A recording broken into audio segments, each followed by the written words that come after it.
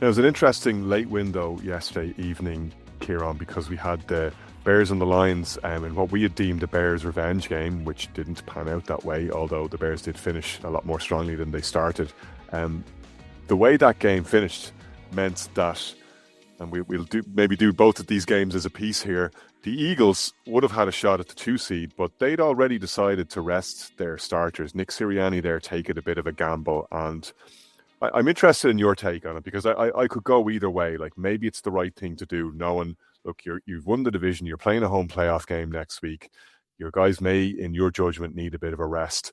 You're not going to go all out to get the 2 seed, knowing that, even if you pile points on the Commanders, if the Bears win, that's going to be beyond your reach. But you may be a little bit rueful now that it's come to pass that the Bears dropped that one at home to the Lions, because the 2 seed gives you the home game in the divisional round, and that could be crucial because I don't think anybody wants to go to Seattle this year. Yeah, it's something that I asked Craig about last night on the instant reaction, and I was just as interested to get his take on it because, you know, there are very black and white scenarios where you rest players, and when a coach decides to rest players when there's nothing on the line, and people criticize that because you need to go into the last, you need to go in fresh, and you need to have momentum. I'd be critical of that. That's just simply a coach putting his players on ice to make sure that they're the best physical shape that they can be the following week. But this was playoff tanking. Playoff tanking is what we refer to. Yeah, there you go. But there was a difference last night. There was a tangible prize on offer, and as you mentioned, that extra seeding could mean another home game. And to me, the hypothetical here is that the number 2 seed is meaningless if you go out and Jalen Hurts gets rocked by a Commanders pass rusher, and then he's out for the playoffs. Then everybody's that's a Pyrrhic victory. You'd say one thing about just resting Jalen Hurts, but I mean, he rested across the board. I think Devontae Smith passed 1,000 yards, and then he was gone, and that was the end of it for him. But it to me, you could look at it two ways. You could say, "Oh God, that's very foolish," and it's he's gonna rue the day he did that now when he goes out next week and goes one and done. Or is it a flex here by Sirianni, and he says, "I don't care who we get next week. I want to rest my guys, and we want to be ready. We've been here, we've done that, we've gone through this before, and we know exactly what we're doing." And actually, I think you're onto something there, because in the way that Sirianni generally does tend to flex, I think he would have loved the idea that they could beat the Commanders with their backups, would really have poked a finger in the eye of a divisional rival, and they could have got the number 2 seed and rested all their players. Like if all of that had come to pass, he would have been absolutely the cat that got the cream. Yeah, and I think that would have been an added bonus. But I think what he's saying outright is it doesn't matter. We'll take the 49ers, we'll take the Packers, we'll take, we want to win this thing. So that means we got to beat the best anyway. So whether it's next week or the week after, that's what we're going to do. And like you see the way Sirianni walks around with his chest out, it almost that's my reading of it. I know I could be completely wrong. On such a hotly anticipated 2 games, as you said, we're doing them in one piece. Neither of them come up with the goods, and I was watching on with interest, saying, okay, is it going to be this guy? Is it going to be these guys? Is it going to be these guys? Trying to convince myself that the Packers can beat either team, and trying to get the hope building again for next year. It's hard to know between the Bears and the Packers which team is in the worst form into that wild card matchup. Like both of them having really laid eggs in the past week. Obviously, the Packers didn't start their starters against the Vikings, and I don't think we'll be seeing much Clayton Tune going forward. It's interesting how the hope kills you, as we say, because I've been on record on the WhatsApp group. Was it last night only saying that I think the Packers on form are the worst team in the playoff, going into the playoffs, between the injuries and between the dip in form. However, today is Monday now, and we're in playoff week. So now I've spent all day constructing reasons why the Packers are going to beat the Bears next week. And one thing I did read, and it is tangible, is now all of a sudden the Bears have a 6-day turnaround after a really physical 4-quarter game, where they potentially lost CJ Gardner-Johnson. I'm not too sure what his status is, but it didn't look great towards the end of the game on the back of 2 losses. So I'm wondering, how do the Bears feel about that quick turnaround now, and how do the Bears fans feel? Because again, you can create your own narrative. You can say that okay, on one hand, they couldn't get anything going for 3/4, but on the other hand, it looked like nothing else was going to happen other than the Bears win, because they were the cardiac kids again. And like, they got that 16 points back in 2 minutes. And that terrifies the life out of me. It terrifies the life out of an opposition when you're playing a team that has proven time and time again that they can do that. And fair enough, they fell short last night, but they had everyone at home convinced they were going to win that game. Not in any small part that Goff just turned into, I don't know what, in the fourth quarter. He couldn't get anything right in the fourth quarter. I don't know what happened to him, but no, I think the Bears will still go into that playoff game next week with massive hope. And I think, look, I made the point as well last night to Craig. But they go in as underdogs. They do, but I made the point to Craig last night, and we were talking about the Texans and the defense, how they kind of stuttered last night. It's very hard to get yourself up to the level of playing your absolute outright best game when you're thinking, we've got a game next week and that's the one for the marbles. I have to make sure I get there. I have to make sure I'm there. Maybe I don't stretch out for this catch. Maybe I don't go all out to nail the opponent, because I have to be there next week. So all these teams were you can be sure they were holding something back. Even Ben Johnson and his play calls, he's going to have something up his sleeve for next week as well. And I say this tongue in cheek when you're talking about the Bears, having to face a short turnaround after a physical game. I mean, it wasn't a particularly physical game for their offense. Well, they were barely on the field in the first half of the game. 3 and outs the whole way. It was punt, interception, punt was what their drive pattern was. Brian, I wonder, on the other side of the equation from these two games, they're two interesting teams in the Lions and the Commanders. These teams played in the divisional round of the NFC playoffs last year, both of them watching it at home this year, not where they would have expected or hoped to be, and not where we thought they'd be. No, I think the Commanders, by and large, will write the season off because of the nature of the injuries, in particular with their quarterback. I mean, we've seen very little of them this year. We've seen very little of McLaurin. They've had numerous injuries on defense. The defense this season, we called it out. In our point you made about JJ McCarthy also, and Daniel Jones, also applies to Jaden Daniels. And Kieran Boyle said this when he came out in the draft. He's not durable, and that's a problem. No, his frame is just not built to take the hits continuously over the course of the season. And I remember it kind of probably in a weird way last season, it kind of worked because they had this kind of off spell during the middle of the season. Then they came hot at the back end of the season. But Kieran was going to call now, and it's a wall that some of these rookies hit that they're not used to playing. They're certainly not used to playing 17 games, 18 games, going into a playoff program. And some players can deal with it. But I think what happened to the Commanders last year, they had a sticky spell. They came out of it at the right time. They got hot. But the injuries have really cost them this season. They've got some bright spots there. Again, Kieran on his draft coverage is fantastic. The running back, he's a stellar player. Yeah, he's a really good player. They've got a good squad there. It's just a case of trying to keep them fit. But I think defensively, that's a problem, because we called it out in the offseason. We saw how quickly they got done over in the championship game last year against the Eagles. That was way above their weight level. And they didn't really back up that defense. And then you have experienced players another year on. So for me, it's an interesting one to see. I think the Lions again, they're going to go away from the season thinking, not necessarily what should have been, but I said to you last night about this window, and you're saying, okay, I still believe the Lions are in that window. I'm not entirely sure they are, and I'm not entirely sure whether Dan Campbell, and I'm going to get probably roasted for saying this, Dan Campbell's a great head coach because he can do all the eccentric stuff in the locker room and get the players all fully motivated. But like everything in any environment, once you have the right people around you that can do all the other stuff, that's what was happening for the Lions the last 2 years. Great defensive mind in Glenn, offensive coordinator Johnson. They've gone. I know we've seen it time and time again. It hasn't worked. There was a part of the season where Dan Campbell said, you know what, I'll take back the play calling here. It actually got worse after he came back and took on the play calling. The inconsistency was totally off for the remainder of the season. Well, there's a challenge to that. They scored a lot more points and racked up a lot more yards when he was calling the plays than before. They actually were one of the most explosive offenses in the NFL over that span. They didn't necessarily get the results, but there's nothing wrong with the way they played on offense. I thought it was inconsistent. I thought it was games such as Thanksgiving against the Packers. It took them nearly 3 quarters to get going. The game against the Steelers, they put up points at the end. It took them a long time to get going. I suppose in crucial spots this season. Those are two of the best defenses in the league, though. Those are both two top 5 defenses. Just because the Bears are able to go up and down the field to them doesn't mean that the Lions. Okay. It's been said on this show already, though, hasn't it, that while Ben Johnson has left for the Bears and become the superstar, it may well be true that Aaron Glenn is a bigger loss to the Lions based on the way they performed this year and the defensive drop off.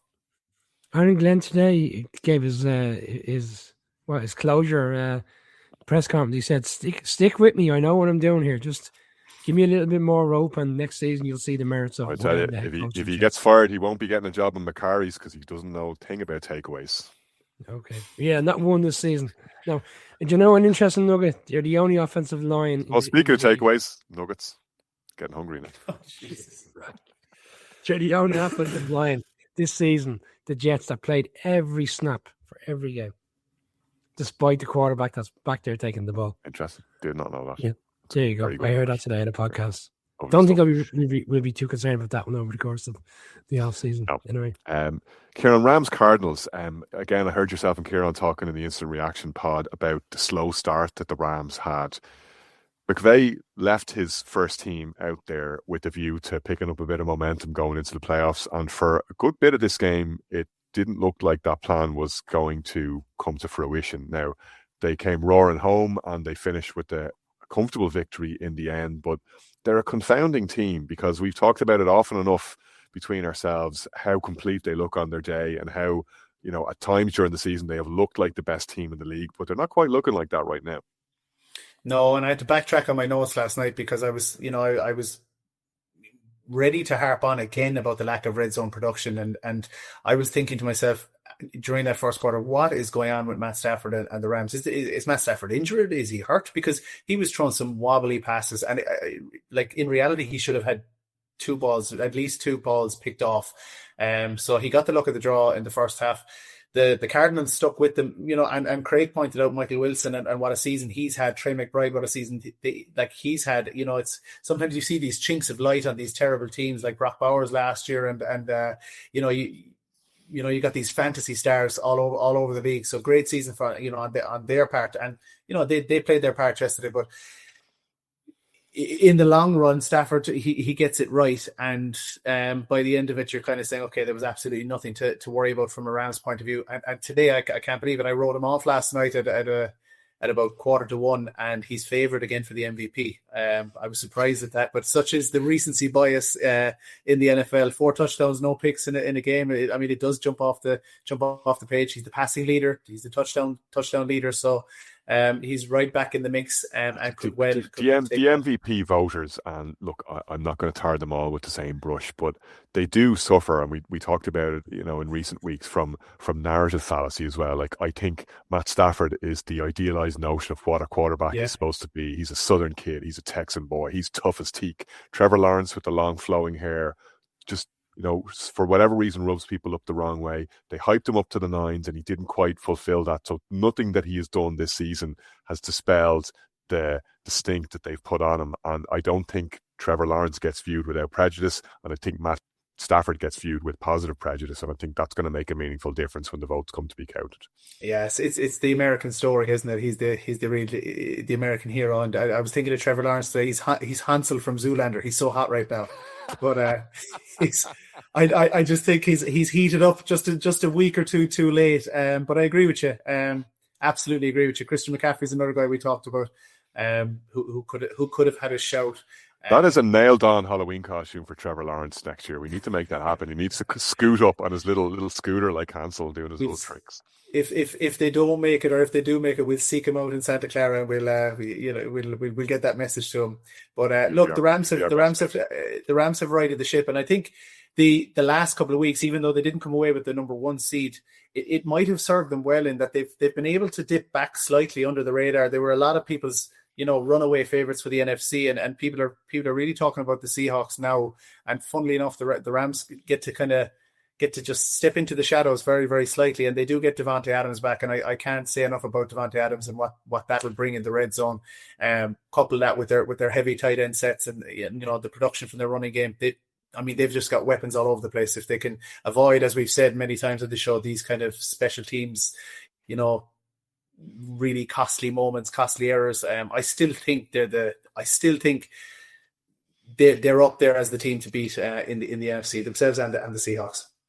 I was reflecting, by the way, earlier, and this is classic unathletic middle-aged man tries to relate to professional athletes, right? But I was thinking about what I'd said the other night about half of me likes the idea of an NFC West team having to travel to Soldier Field, and the number 3 seed wouldn't necessarily have been a disaster because, the Rams come in there and they have to make that big climatic shift, even though I was kind of half forgetting that the Rams nearly knocked the Eagles off in a snowy Lincoln Financial Field. But my point here is I went out for a run earlier, and it's 0 degrees in Dublin, which is 32 Fahrenheit, which is still a lot warmer than it is in Soldier Field a lot of these January Sundays. And wasn't out for that long, and it took about half an hour for my hands to warm up when I came back in. I was just thinking as I was coming in, imagine playing in this for over an hour. Most of the time you're freezing away on the sideline. You come on, you're getting slammed into the turf by a guy who's twice your size, and you got to get up and keep going. Like, no. And imagine if the opposition turned off the heaters as well on the sideline. Yeah. And that, yeah. Well, look, they had to turn their own heaters off as well. Fair is fair. It wasn't just the Packers who suffered that night. But, imagine, like, you're coming from California and going across the country to that, as the Rams had to do last year. Like, they played their wildcard game in Arizona, not even in California. It was even warmer in Arizona. And then they've got to go to the link the following week. Like, that is no joke. The only thing I'll say to counter that is, and I heard the point made. I don't know, was it Mike Flory or someone a couple of weeks ago? They're making the exact same point about hot weather teams traveling to cold weather teams. These guys are from all over America. They're not necessarily, the Rams are not necessarily from LA. There's guys there from Buffalo. There's guys there from from. I know, I get that, but you don't want to have. But you get acclimatized from San Tropez. You get used to that environment. You get used to that environment very quickly if you're living out there for quite a while. You forget. I was thinking of it myself as well last night. I think the too long don't read and all that is I'm soft.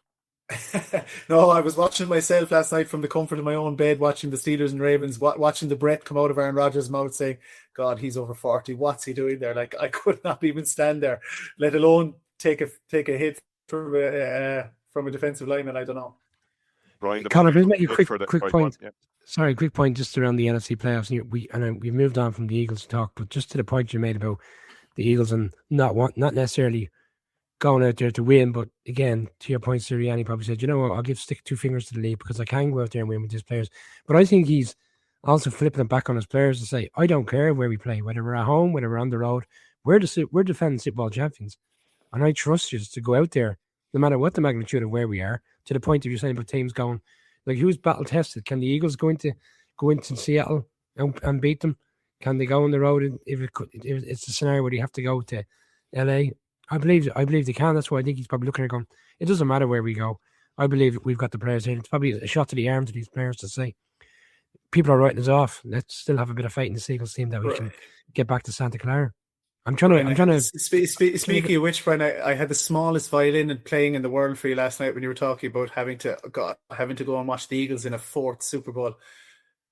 This would be my 3rd Super Bowl watching the Eagles if they make it. Yeah. Apologies. Yeah. No, I don't want this. Well, no. Let's see how this plays out. I know the Super Bowl in which I want. I think we all know it's Super Bowls we all want. We got into it last night, but I think we need a freshness to the Super Bowl this year. There you go. Brian, Cowboys and Giants last night. Oh, we really want to discuss this game, Conor. Oh, great. We don't want to, but for the sake of defeatism, we will. We'll roll it in with the Raiders and the Chiefs in the 2 basement bowls last night. The Raiders came away with the number 1 overall seed despite winning their final game of the season. They also sacked Pete Carroll, as we flagged a little bit earlier. The Giants are in an interesting position too. Well, they still pick 5th overall, not an absolute disaster, although they could have had the number 1 pick if they'd lost their final 2 games. So credit where credit's due. We give out about teams tanking. They didn't tank. They went out and won their final 2 games of the regular season, which might not have been in their long-term interest. Coaching search now, GM in situ. I talked about it last night saying, well, if the Giants have to sacrifice Joe Shane, the general manager, like the Jags had to do last year with Trent Baalke to get Liam Cohen, then he will be for the short plank. But it does seem, and your Giants insiders have been singing a different tune, saying, no, Joe Shane is very well respected around the league, and the chances of a head coaching candidate insisting on him being out the door and a new front office being brought in are much lower than they would have been in that Jags scenario last year. Yeah, like if you look at his career, he had a really good time in Miami, and then obviously he was the assistant GM in Buffalo with and he was a part of the crew which drafted Josh Allen, and so that's where he made his name essentially with that Bills team, and he comes in lockstep with Brian Dable. But to your point, you read all the reports, and I mean he's worked with numerous people around the league. He's been evaluated by many. He's highly respected. He kind of called it out himself today. Judging by the nature of the appetite and interest in this job, he says already, and the people who are clamoring to interview, he goes, I'm not considering my position. I think people know I'm here. I'm going to be the GM. I'm going to thank the organization for giving them another opportunity to try right the wrongs of another difficult season. I still go on record, like I said earlier, I think this is the best job out there. I think they've got the right players. It's about getting the right head coach. But do you favour an experienced candidate now? Because we've seen a lot of first-time head coaches, Brian Daboll being the most recent example as of the start of this season, go in there and not get it done. I wonder, are the Maras and Joe Shane thinking, let's take the established candidate, let's take this year's Mike Vrabel, which might well be Stefanski, which brings us back to where we started. Yeah, absolutely. I throw Mike McCarthy into the mix. He's going to get an interview as well. He's already on the declared list. And people are opposed to Mike McCarthy. There's this notion that he's an old-fashioned head coach and he doesn't want to, move into the new age of the NFL. He was like Sirianni at the Cowboys, and this used to irritate me because whatever you think about McCarthy, the Cowboys kept winning while he was there, right? They didn't get it done in the postseason. Exactly. But they put 3 great regular seasons together. They won double-digit games every year. They were divisional champions. What happened in the playoffs happened in the playoffs, but they gave credit for the wins to everybody but McCarthy and then blamed McCarthy for failure. Like, you can't have it both ways. It's exactly to the point you made last night, Connor. People are saying, Giants fans, McCarthy gets it. His playoff records and his questionable play calling in the playoffs. I said, pump the brakes there. The New York Giants have only been in the playoffs once in the last decade. Let's worry about that situation when we're back in the playoffs. We need to get back to winning seasons, have seasons where we're winning games in a competitive manner early on in the season. Like the records would obviously throw away these last 2 wins, Connor. Well, I'm laughing here because I found myself watching the Bears last night going, sliding into the playoffs now. I'm not feeling good about this game. And then I had to catch myself. I'm actually watching the Bears playing a playoff game for the first time in 5 years, winning the division for the first time in 7 years. Like, I don't care what happens. Yeah, I think you need to give yourself a bit of a wobble there, Connor. Like the Bears are in, and rightly so. And it's like everything. What's the next stage? Like you said it last night. If the Bears lose the weekend to the Packers, I know you have a sickening feeling that's on the cards, but over the course of time, then you reflect on a really great season. These games at the end of the season for teams, meaningless games, like people are saying, well, the Raiders won. If the Giants had a loss last night, they would have flipped to the one. I'm convinced, and I think most people would say, if the Raiders were in a situation last night where they would have had to lose that game to maintain that one pick, I don't think they would have been kicking a field goal at the end, a walk-off field goal. Like, that's not the nature of what would have happened. For the Giants, you're saying about they're in a good spot picking at 5. If they had a loss last night, they would have been picking at 2. I think the value now is gone for them in terms of trying to do a trade out, to try to bring a team up, because that's what they need. They need a capital to go and address a lot of holes in the team. And I think they've written themselves out of that equation as well. They don't have a lot of draft space. So for a GM that's coming back, he's under a lot of pressure. But maybe the head coach, a coach is coach. And if you get a right coach in, maybe that can change everything around. Kieran, Pete Carroll getting his marching orders at Vegas. We mentioned him as one of the casualties. We didn't really talk about it at the top of the show. It's not the way it was supposed to be in Vegas. He'd brought Geno Smith with him from Seattle. They were looking at a clean start, looking at a bit of a sleeping giant there. Like, what a great city. You got crowds there every week. It's a place that hungers for success and is ripe for an NFL team to grab it by the scruff of the neck and embrace a huge opportunity there, but it just hasn't happened yet again. And it just goes to show you there's no guarantees in the NFL. Pete Carroll is exactly the kind of guy that a lot of people, myself included, would have thought would have been the guy for that opportunity. Geez, it really didn't work out at all. I mean, at times that they did look like, and they ended up as the worst team in the league, and it looked like by some distance in a lot of the games. Yeah, and we were excited about all 4 of the teams in the AFC West, weren't we? With the 4 seasoned vets, 4 Super Bowl coaches. I know Jim Harbaugh didn't win a Super Bowl, but he navigated his way to a Super Bowl with the 49ers. So we were all intrigued and we were all excited to see how it would pan out. Maybe he was the one that we had the least amount of hope for, but I certainly had some hope that he could have at least improved their fortunes, because he had that, not just a Super Bowl win, he had a consistent playoff run with the Seahawks, and he's a guy that he'll probably forever he'll never live down the Marshawn Lynch moment in what was supposed to be his second Super Bowl, his repeat moment, probably his Hall of Fame moment, but certainly a hugely respected coach. But I just think, and look, because of the nature of the way they've played, I just simply haven't seen that much of the Raiders because they haven't been on red zone or really in the public eye. Haven't seen the X's and O's, but I just think he's father time has caught up with him. I mean, he was a hell of an old coach even when he left Seattle. He's the oldest coach by a long way. I don't know how many years it is, but I just think time does catch up with coaches and time marches on, and it was just a step too far now with hindsight. And I know hindsight is 2020, but I think it was a bit too much of a romantic notion that he could come back and be the guy. And again, look, you look forward to, as you said, it's an exciting market. You've got the glamour of even Tom Brady being involved, and all the glitz and the attention that will be associated with that in the off season. And so you're just excited again to see who they can bring in and whether they can make a move, because there is Tom Brady will get the old cloning program going, and we could have a youthful Bill Belichick from out of the lab where Tom got his new dog. But it's going to be an interesting offseason because they've got some of the most talented players in the NFL in the likes of Brock Bowers and Max Crosby, and there's some doubt as to whether Max Crosby wants to continue there, and even if maybe he's going to be the monster trade next year, and maybe that's something that might kickstart a rejuvenation in Vegas as well. So they're going to be an interesting team in the offseason regardless. Big time. Well, it's from hindsight we move to foresight as we start picking the wildcard games. Join us on Thursday for that AV Club coming up in the meantime as well.